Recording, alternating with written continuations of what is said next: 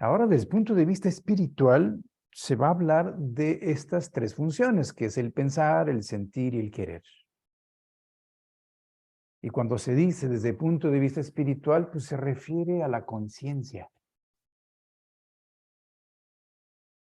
Y la conciencia en el ser humano, dentro de un cuerpo que actualmente dispone construido de sustancias químicas que son proporcionadas por la Tierra, pues no tiene otra opción.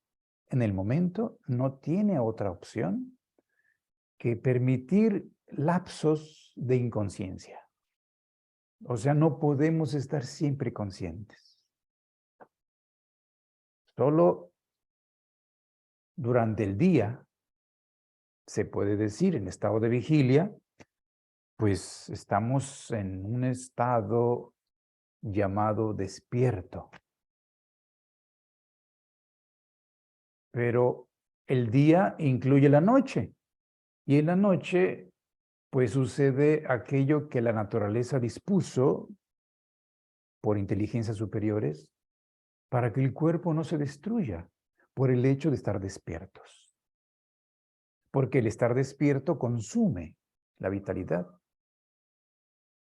Y con ello el cuerpo tiene menos capacidad regenerativa. De manera que si no le permitimos un lapso para recuperarse, pues se destruye en poco tiempo. De tal manera que ese estado de estar despierto se alterna con un estado de inconsciencia que llamamos estar dormido. Es necesario, mientras se tenga un cuerpo en esta etapa de la evolución humana. Y aquí es donde comienza a hacerse una relación de que nosotros, al estar pensando en esta actividad cognoscitiva que hemos llamado, pues, estar despierto, realmente es cuando se puede decir que únicamente estamos despiertos cuando estamos pensando. En especial cuando estamos pensando inquisitivamente en algo. Se menciona que es como si estuviéramos en una atmósfera de luz. Y la luz da claridad. En realidad, el pensar es una actividad que produce luz. Y en alguna de las conferencias, Rudolf Steiner dejó claro que el pensamiento está hecho de la misma sustancia de lo que está hecho el mundo espiritual. De tal manera que cuando nosotros utilizamos esa actividad, el pensar, nosotros estamos produciendo luz. Y por eso se dice que sentimos una luminosidad, una atmósfera clara, que llevamos, pues estamos despiertos, estamos conscientes, plenamente conscientes. De manera que esto sucede, pues por lo que estamos describiendo, solo en la actividad del pensar, lo cual está centrada en el polo de la cabeza, el polo cefálico, que también se le llama el polo de la conciencia. Así que si vemos ahora lo que sucede en la voluntad, que tiene su sede en el abdomen, en el proceso del metabolismo, donde se encuentran incluso las extremidades para el movimiento, allí también está el proceso digestivo, metabólico celular, está el sistema génito-urinario en las funciones reproductivas. Todo esto, marcadamente, por observarlo, pues es muy diferente a lo que sucede en la cabeza, donde vemos que no hay una regeneración celular tan intensa como sucede en el sistema metabólico motor, donde tiene de base la sangre, a diferencia de la cabeza que tiene de base el sistema nervioso, el cerebro, o sea, el nervio. Y debe de ser esto para nosotros comprendido de que cuando yo estoy pensando, yo estoy siendo consciente de lo que está sucediendo en ese proceso. No en el hecho de que la neurona está haciendo una actividad electromagnética o tal vez solo eléctrica, aunque lo magnético no se percibe inmediatamente, pero hay químicos y hay electricidad que transmite impulso y que permite que yo pueda, pues, activar este órgano, ¿no? Así es como la fisiología lo dice. Yo no sé qué sucede allí, pero eso ya es la parte metabólica que también está allí. Donde incluso hemos dicho que la forma en que yo asocio los pensamientos, pues estoy teniendo un aspecto de voluntad, pero ahí estoy haciéndolo conscientemente. Pero yo no sé cómo hace la neurona para que esto sea posible dentro de un cerebro, ¿no? Se refiere al hecho de que yo soy consciente de las imágenes y de las palabras que yo internamente utilizo. Cuando estoy pensando en algo, con esa expresión inquisitivamente, ¿no? Estoy ahí, que no lo dejo, que yo quiero. Yo estoy muy despierto, pero en lo metabólico, en la base de la voluntad, no sabemos nada. Estamos totalmente inconscientes. Un ejemplo de esto lo tenemos cuando vamos a comer. El ser humano conscientemente toma una cantidad y la lleva a la boca y todo el proceso es voluntario, es la voluntad actuando, pero lo lleva a la parte cefálica porque ahí se requiere conciencia en esta actividad. Lleva a la cabeza eso y la boca está en la cabeza, aunque está en la parte inferior que corresponde al metabolismo. Pero está todavía allí, en la parte consciente, de tal manera que yo todo esto lo hago consciente y lo llevo hasta los labios, en la boca, e incluso me doy cuenta que sabe, qué temperatura tiene, si está duro, está blando, seco, húmedo. Las características que tenga el alimento yo las percibo y lo mastico. Y yo digo cuántas veces, aunque pues, casi nadie las cuenta, ¿no? Las veces que mastica una porción de alimento, pero puedo hacerlo si me propongo hacerlo. Muevo la lengua, la mandíbula, los músculos. Yo estoy consciente de todo eso. Mientras esté en la boca, quiere decir que está en la cabeza el alimento, yo estoy consciente. Pero en el momento en que nosotros tragamos, deglutimos, nosotros hacemos una transición por la parte intermedia, que es el tórax. Y esa transición pues requiere un conducto, es el esófago. Pero en el momento que hacemos la deglución, no tenemos ya control del proceso de la alimentación. Pasa más allá del polo cefálico, desciende. Y entonces entra gradualmente al polo metabólico. Aunque la transición es a través del tórax, porque ahí está el esófago que comunica. Y desciende y baja hasta abajo del diafragma. Y el diafragma es el límite. El diafragma es ese músculo que permite la respiración, que está conectado con la conciencia también, parcialmente. Y cuando ya dejo de pensar en la respiración, pues respiro sin darme cuenta. Pero tenemos acceso de alguna manera a través de la conciencia. Pero al entrar al estómago ya no tenemos absolutamente nada de conciencia de lo que le va a pasar al alimento.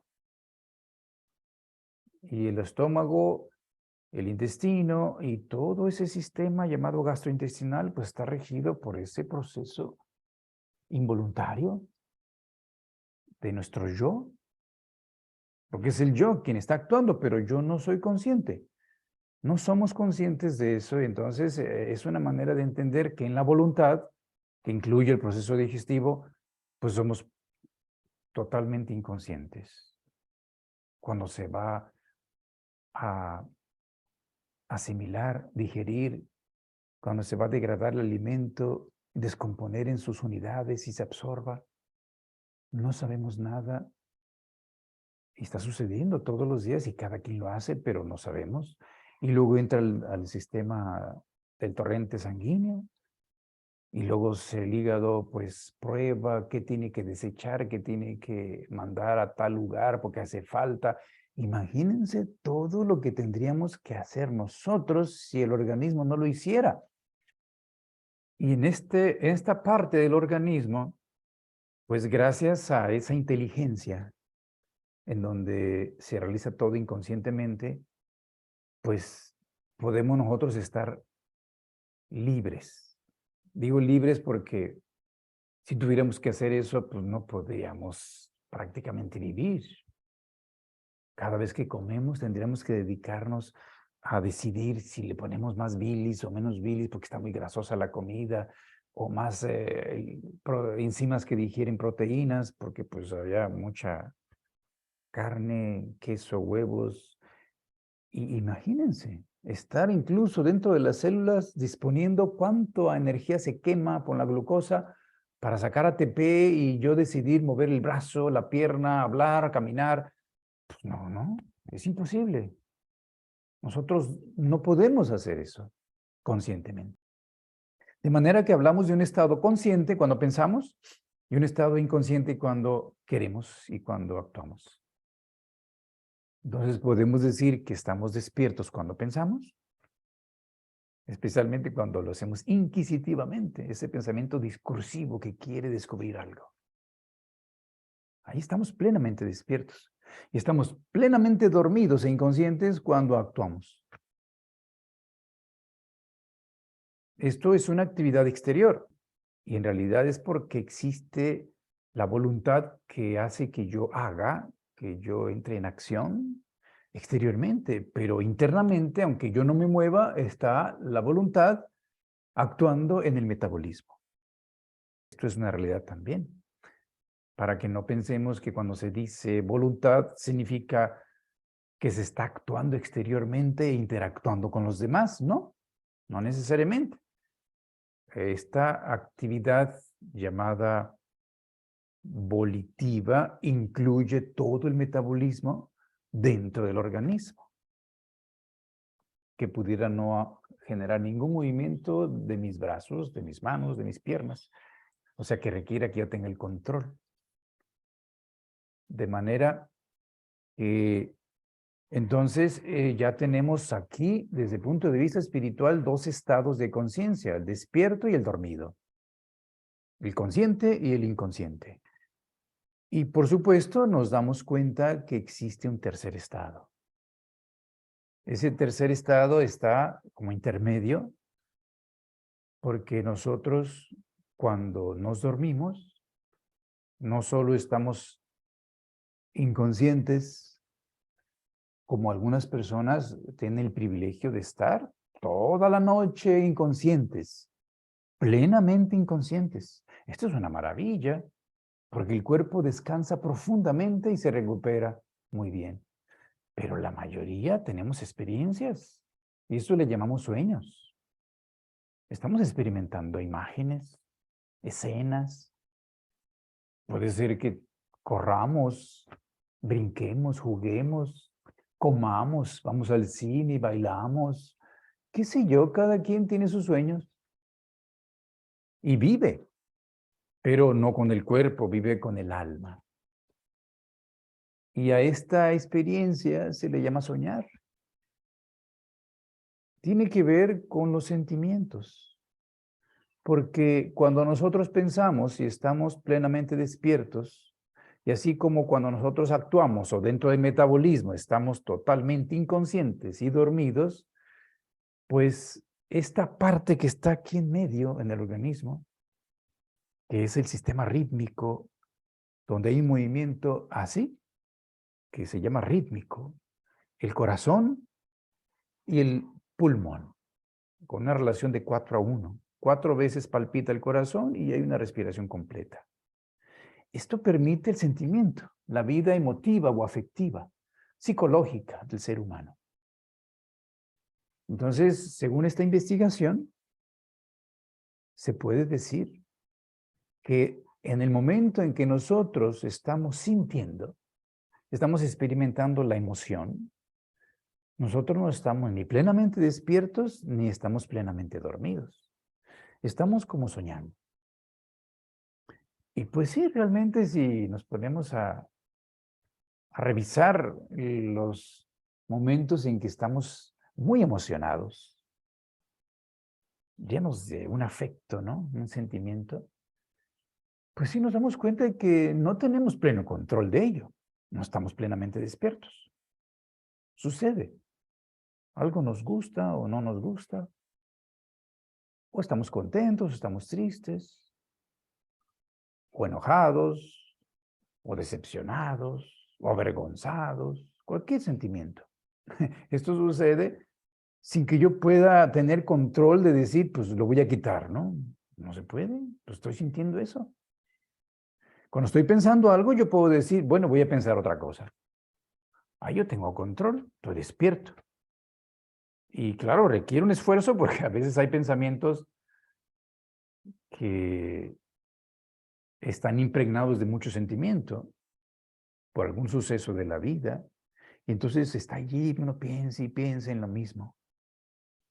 Pero con el esfuerzo de la voluntad, yo puedo pensar en otra cosa, concentrarme en algo distinto, colocar mi atención en algo diferente.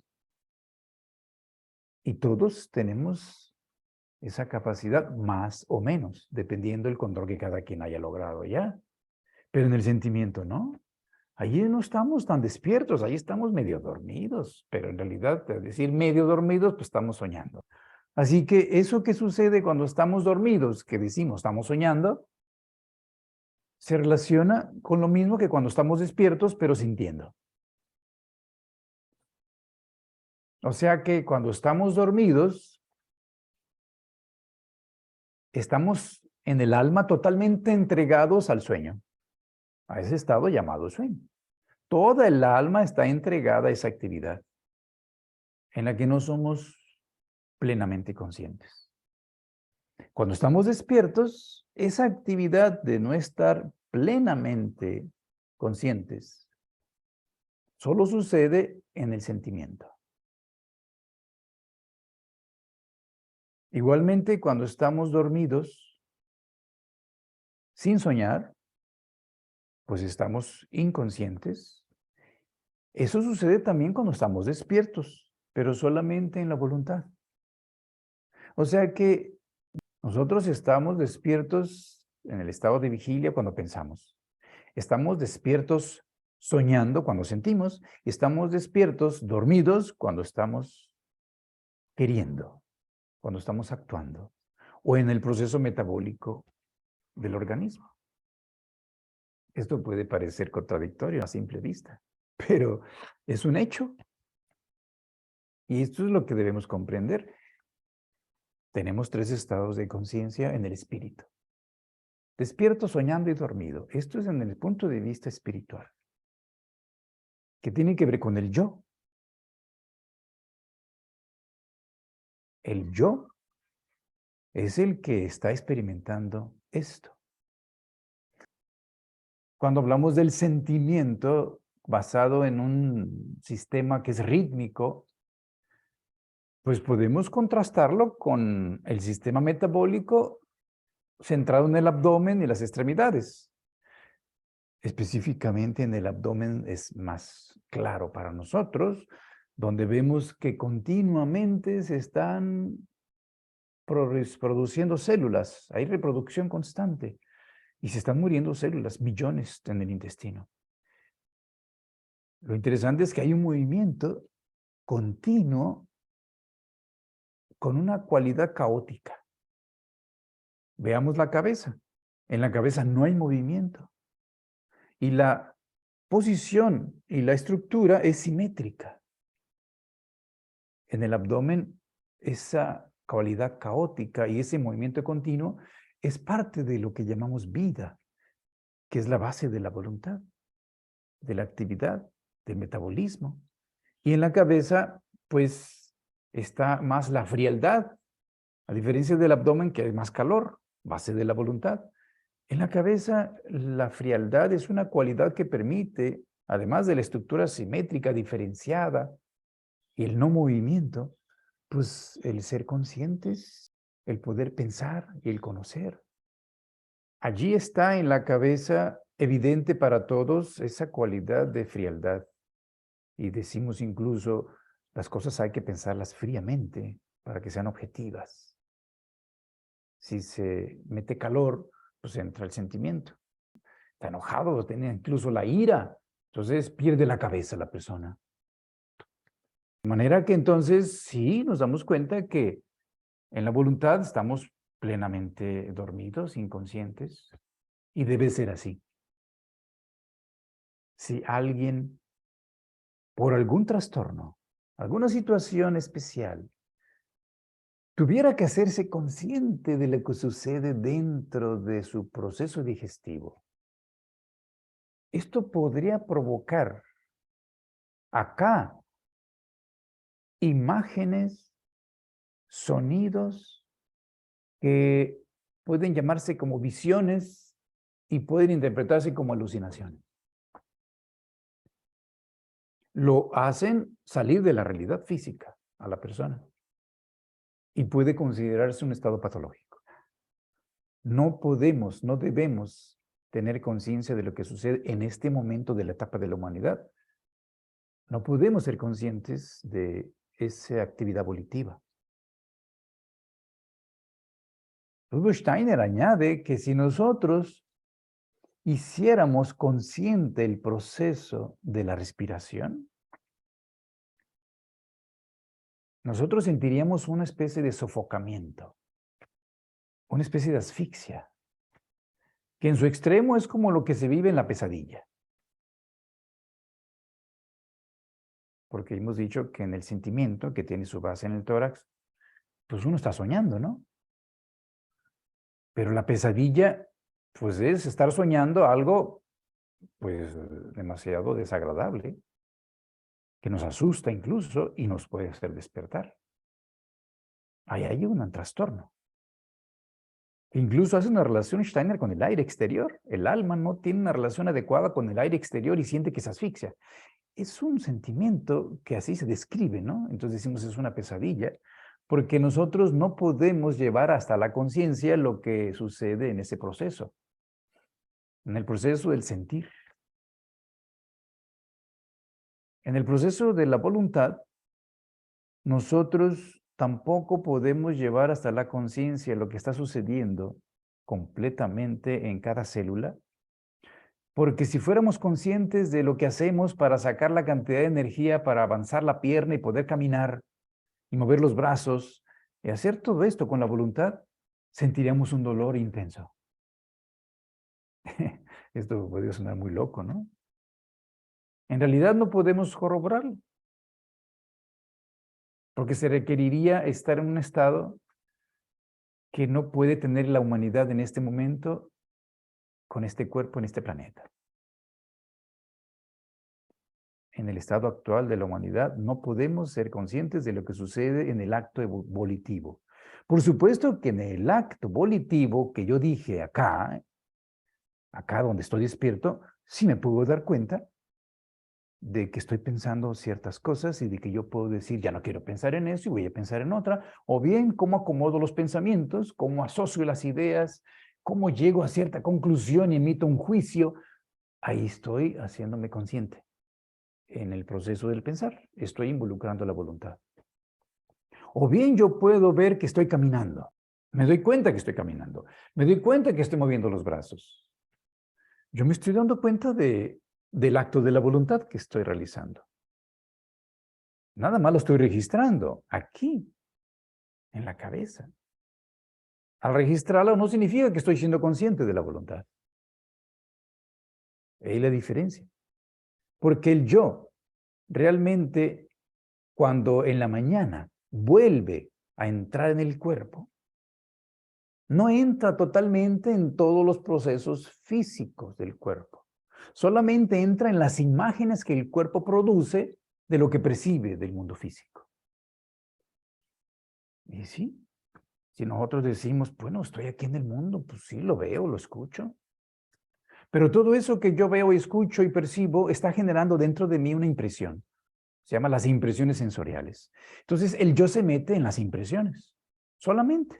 No se mete más. Se mete en las imágenes que produce del mundo que percibe. Y eso lo hace a través del cerebro. Alguna vez hemos dicho esto, ¿no? Nosotros usamos el cerebro como un espejo. Y en el espejo el yo se refleja y dice, como dice el japonés, ¿no? Ahí estoy. Pero es un reflejo. No es él mismo. Claro, es mi imagen. Yo me veo en un espejo y digo, pues ahí estoy. Pues sí, pero lo que está ahí en el espejo reflejándose no soy yo, es la imagen solamente. Entonces, esto es muy profundo. Entender que yo, aquí en esta realidad, en este cuerpo, pues solamente estoy percibiendo la imagen del mundo que percibo en el exterior. No directamente, sino la imagen que en mí se genera. Cuando hablamos de el sentimiento, es diferente, porque el yo cuando entra en el organismo a través del sentimiento, sí se mete más. Por eso decimos que estamos más en contacto con nosotros mismos cuando estamos sintiendo que cuando estamos pensando. Cuando estamos pensando hay cierta distancia por ese asunto que vimos de la antipatía. Cuando estamos sintiendo, estamos más en contacto con nosotros, con nuestra realidad que vivimos aquí en este momento. El pensar nos conduce hacia el pasado. La voluntad nos conduce hacia el futuro. Pero el presente, el aquí y el ahora, en el presente, se vive más cuando uno está sintiendo algo. Entonces, cuando alguien expresa en su sentir algo, uno sabe que está muy en contacto. Está muy genuino lo que está sucediendo y está expresando. Pero cuando está hablando, expresando lo que piensa, o está haciendo algo, puede ser que no esté muy conectado con el presente, con lo que alguien es. Y es por eso que se dice que yo, cuando entra en el organismo, en el sentimiento, está más profundamente metido en sí mismo, a través de lo que percibe que le atrae o que no le atrae. Es muy auténtico, ¿no? Y cuando se mete más profundamente en la voluntad, el yo realmente está más metido dentro, profundamente en el organismo, pero es inconsciente. En el sentimiento está soñando. De tal manera que vemos aquí cómo intelectualmente, en esta etapa de la humanidad, lo único que el yo puede experimentar del mundo exterior es a través de imágenes. A menos que haya tenido un desarrollo superior, describe Rudolf Steiner, que si se tiene desarrolladas facultades como se describe en el libro, cómo se adquiere el conocimiento de los mundos superiores. Entonces está en otra situación. Se despiertan facultades superiores, pero normalmente nosotros solo tenemos una imagen del mundo exterior. No tenemos más. Eso nos da el intelecto. Pero, ¿cómo se le llama aquello que sucede cuando entramos profundamente en esto del sentir? Donde estamos soñando. Más allá de una imagen que sucede aquí cuando estoy despierto, es la inspiración. Se llama las inspiraciones aparecen. Y la inspiración, pues es algo que sucede más allá de la imagen que produce el intelecto aquí en la cabeza. Aquí, a través del tórax, a través del sentir, a través de este estado llamado ensoñador, ensoñativo, uno puede experimentar la inspiración. Y estoy hablando de hechos que incluso pueden relacionarse con el lenguaje, ¿no? Porque la inspiración conectada con la actividad respiratoria, pues es cuando uno inhala. Y uno se puede inspirar. Y esto de inspiración, pues está conectada con el sentimiento, no con el movimiento fisiológico de meter aire, pero hay una relación. De tal manera que en las inspiraciones no tenemos el control, sino que esperamos a que suceda. En la imaginación, el proceso que sucede en la cabeza, pues yo puedo visualizar algo, yo puedo esforzarme por generar una imagen dentro de mí, aunque afuera ya no esté la imagen, ¿no? Normalmente yo veo a través del ojo la luz que se refleja en los objetos. Entra por la pupila, que por cierto queda invertido en la retina. Entonces lo que ya está enfrente de mí arriba se refleja en la parte de abajo de mi retina y lo que está allá abajo se refleja en la parte de arriba. Esa es una imagen pequeñita dentro de mí, ¿no? De lo que está afuera. Y luego se transmite por el nervio y ya en el cerebro se invierte. Y yo la entiendo y la interpreto. Entonces se genera una imagen. Yo puedo cerrar los ojos y a través de la memoria, pues volver a ver ese árbol o ese objeto dentro de mí. Entonces yo genero la imagen, yo tengo control en cierta manera de esta actividad porque estoy en la cabeza. Es ahí estoy despierto.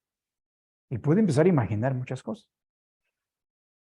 Este proceso de imaginación es el que permite a la ciencia avanzar. La ciencia está aquí en la cabeza, el arte está aquí en el sentir. Lo religioso, la religión está más profunda metido en esto del abdomen, ¿no?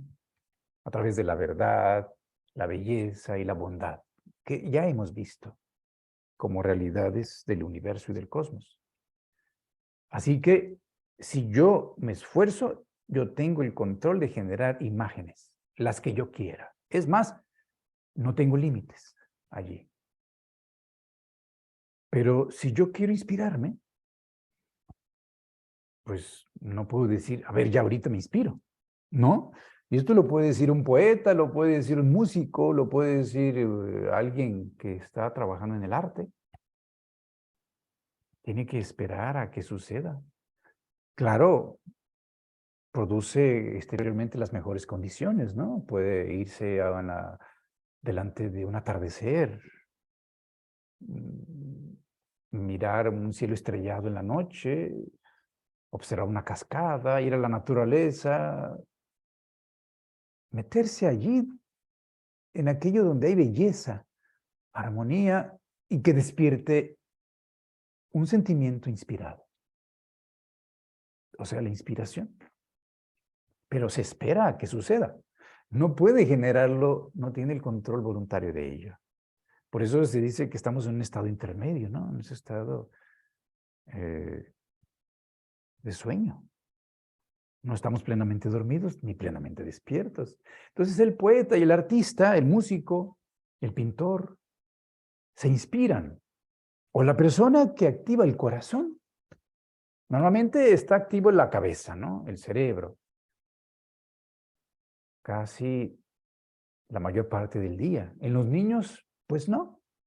Ya hemos dicho que ahí no está tanto la cabeza. Si acaso a través de la imaginación, pero no por el cerebro, sino porque está conectado más el corazón, la sangre y la voluntad. De tal manera que un adulto que está más en la cabeza, más consciente, usando el intelecto, pues de repente puede que algo exterior lo enamore. Y específicamente otro ser humano, ¿no? No es lo mismo el enamoramiento que le puede producir una flor, un animalito, un espectáculo natural. No es lo mismo percibir a otro yo, a otro espíritu dentro de un cuerpo, un ser humano, pues que lo enamora. Lo traigo a colación porque es una realidad que todos hemos vivido alguna vez, donde el corazón se activa tanto que hace decir, este pobre o esta pobre perdió la cabeza. Se enamoró. Esto es muy elocuente, ¿no? Y es evidente, porque ya no es la cabeza la que está siendo la que dirige la acción de aquella persona, es el corazón.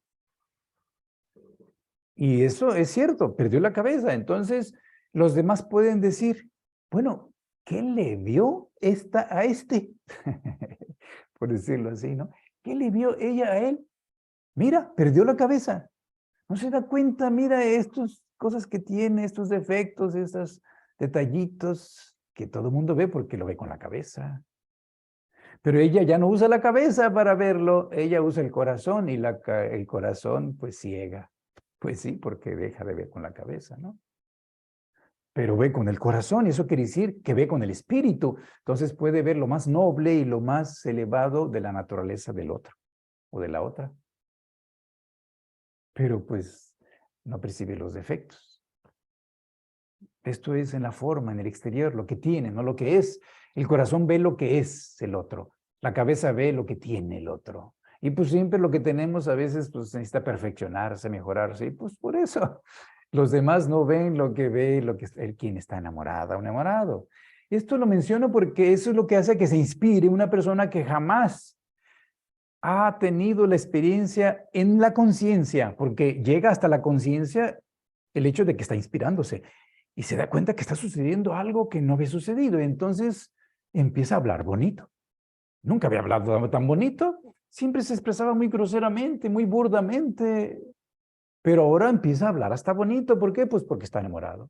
Está hablando de la persona o le habla a la persona, pues incluso con verso y puede generar hasta un poeta, ¿no? Sí, despierta el poeta porque está enamorado.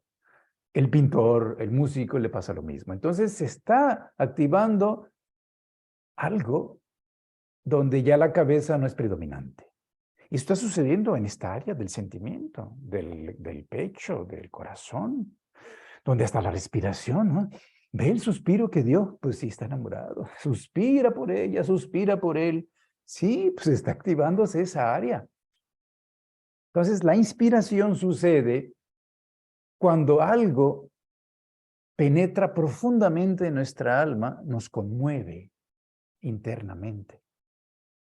No tenemos pleno control de ello, pero permite que se empiece a expresar a través nuestro algo superior de nuestra naturaleza.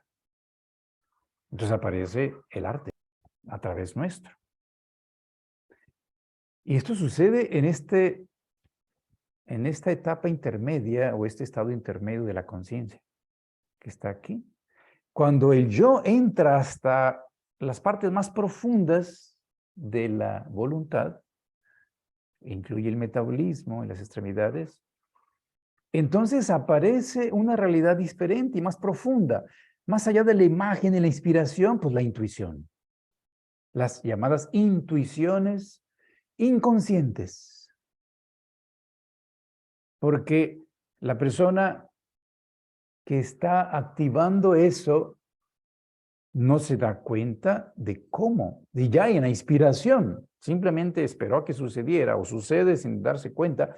En la intuición está más inconsciente de cómo, pero algo percibe y le hace incluso saber con certeza, sin que sepa por qué, sobre algo. Entonces dice, tuve la intuición, o a través de la intuición me di cuenta que esto es así.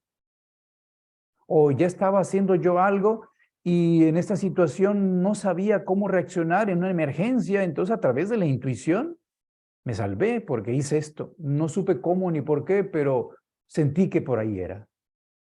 Tuve la sensación profunda, como cuando dicen, no actúe desde la cabeza, actúa desde las tripas, actúa desde lo profundo de ti mismo. Permite que la intuición se manifieste. No pasa por la cabeza, no pasa en el tiempo, sucede en el instante. Se dice que la intuición más natural que todo mundo vive es la del yo, porque se siente dentro de sí mismo a través del yo. En cierta manera, es la intuición más natural. Nos sentimos dentro. Por eso se dice que el niño comienza a percibirse a sí mismo, al menos en un primer vislumbre, a través de cierta madurez del sistema nervioso, a los 3 años, cuando empieza a decir yo, y sabe que decir yo se refiere a sí mismo, y está dentro de sí mismo. Esto es una primera intuición, y es inconsciente. De manera que la intuición es una herramienta, es una facultad que se expresa a través del proceso tan inconsciente de la voluntad de los seres humanos, pero que le puede permitir certeza mayor que lo que el intelecto le transmite, porque el intelecto transmite imagen solamente del mundo exterior. a través de la inspiración tiene más contacto, más profundo. Sube a otro nivel del conocimiento. Pero a través de la intuición llega hasta dentro de los seres. Por eso se llama intuir. Es como meterse, es como percibir lo que sucede dentro de otros. Incluso del reino mineral, del reino vegetal, del animal, de los seres humanos y de la naturaleza. Se siente uno dentro de todo. Es cuando alguien dice, me siento que soy uno con todo. Esa es una experiencia que a veces se le llama iluminación. Me siento uno con todo. Sí, eso solo puede venir de la intuición. Esto es algo muy profundo, pero que los seres humanos, mientras no desarrollemos facultades superiores, las vivimos muy inconscientemente. Esto que dije hace unos momentos de que eso no puede subir a la conciencia porque si no generaría mucho dolor. La inspiración no puede subir hasta la conciencia porque generaría asfixia. Es una manera de decirlo, ¿no? Sofocamiento. La vergüenza hace algo evidente que está muy profundo dentro del organismo, que de alguna manera nos haría comprender esto que estoy mencionando. En la antigüedad, la sangre era muy conectada con la voluntad, pero a través de lo que el ser humano vivía. Y a través de ello tenía más control de lo que sucedía. Y mandaba la sangre donde tenía que actuar el yo. Ahora queda de manera inconsciente, de tal manera que alguien siente vergüenza y la sangre se va a la cabeza, ¿no? Alguien tiene que comer, pues la sangre se va al estómago. Alguien tiene que reproducirse, pues la sangre se va a los genitales. Entonces, a través de la sangre se manifiesta la voluntad. Actualmente ya en un proceso muy inconsciente. Esto de percibir a un niño que no está tan despierto y de que parece más lento en el aprendizaje, que a veces psicológicamente y pedagógicamente se describe o se califica como retardado, retrasado y hasta imbécil, y que requiere tal vez una educación especial. Esto es no hacer justicia a su naturaleza. Estudiando esto nos damos cuenta que un niño puede estar latente este proceso de despertar, porque el sueño es un proceso vital que tiene en sí mismo la tendencia natural algún día a despertar. Entonces hay que tener la paciencia, pero hay que saber cómo hacerle, porque queremos llegarle por la cabeza y no hay manera. Entonces, ¿qué hay que hacer? Pues a ese niño hay que hacerle sentir, hay que darle sentimientos vigorosos, ¿no? Llama recios. Hacer actividades que lo hagan sentir. Entonces, a través del sentimiento y el entusiasmo y la alegría y todo lo que se está expresando, incluso a través del teatro, del cuento, le involucras el sentimiento, no el pensamiento. Entonces, a través del sentimiento, eso algún momento dado se va a convertir en un pensamiento, o sea, va a despertar en forma de pensamiento y va a involucrarse, incluso puede hacer aparecer una voluntad muy vigorosa. Pero hay que tener la paciencia porque está pasando por esa etapa el niño. Y entonces esto lo comenzamos a comprender, sabiendo esto, de que haciendo a ese niño tener la vivencia de un sentimiento intenso, gradualmente esto lo va a llevar en algún momento a despertarse. Y lo involucras en la voluntad porque el sentimiento lo impulsa. A través del entusiasmo y la alegría y todo lo que se produce, pues esto automáticamente cuando conecta con la voluntad, entonces mueve y hace algo. Todavía no se involucra con la parte cognoscitiva, que va a venir gradualmente, pero tengamos la certeza de que en un momento determinado se va a despertar y entonces se va a involucrar. ¿Cómo hacemos esto? Más evidente. Por ejemplo, cuando decimos el hombre es bueno. Es un juicio, un concepto, ¿no? Decimos el hombre es bueno. Si nosotros lo dividimos, decimos el hombre, pues es el sujeto, ¿no? Es bueno, pues ese es el predicado. Si nosotros queremos enseñar esto a un niño por la cabeza, diciéndole que ese es el sujeto, que ese es el predicado, este es el verbo, este es el sustantivo, pues esto no va a entrar, ¿no? Necesitamos hacer algo diferente. Debemos hacer que se active la voluntad del niño y por lo tanto no hay que hacerlo sentado, pasivo. porque entonces estaría la cabeza nada más actuando. Tenemos que hacer que camine, diciendo esto. El primer paso. Da un paso y dice él. Y luego da un segundo paso, hombre. Y luego un tercer paso, es. Y luego un cuarto paso, bueno. Estamos llevando a través de la voluntad un proceso cognoscitivo que ahorita es inconsciente, pero gradualmente se va a despertar. Esto es muy importante conocerlo. Y la neurociencia actual y la neurofisiología ya lo está descubriendo, que el niño cuando se mueve al aprender, pues despierta facultades que serán diferentes si lo dejamos sentado. El movimiento hace actuar la voluntad y a través de la voluntad incluso despierta la intuición. Esto que dice Steiner, ¿no? Que Goethe, cuando hizo el Fausto, en la segunda parte, ya era mayor de edad, y en realidad no le escribió él, sino le mandó escribir al escribano, ¿no? Jan, le escribe que se llamaba Jan. Entonces Goethe caminaba. Cuando ya en las últimas partes del Fausto él estaba inspirado, pues él necesitaba caminar para incluso al caminar desencadenar la intuición y entonces desatar esto que proviene desde lo más profundo de su ser. Caminando se desataba esa intuición que el escribano escuchaba con lo que él decía, entonces escribía. No pudo haberlo hecho estando sentado. Él caminaba. Eso es muy interesante. Esto puede ser incluso recomendado para nosotros cuando queremos aprender algo que no alcanzamos a ver totalmente en su profundidad. Caminen y al mismo tiempo escuchen algo grabado o léanlo o medítenlo caminando, ¿no? Y en esto estamos activando la voluntad. Y es por eso que a través de la voluntad se llega más rápidamente a la conciencia. Cuando nosotros exploramos esto, nos damos cuenta que la voluntad, donde reside el proceso inconsciente de la intuición, puede surgir más rápido a la conciencia si nos movemos. Pudiera suceder en un músico, en un danzante, ¿no? Alguien que está dirigiendo la orquesta. En todo esto, el movimiento le está haciendo surgir desde lo más profundo de su ser aspectos que no sucedieran o no saldrían a la manifestación si estuviera quieto. Y en esto, pues nos permite explorar y entender que la cabeza, que es el instrumento principal para la conciencia, está colocada en el cuerpo sabiamente para que el cuerpo sea quien la mueva.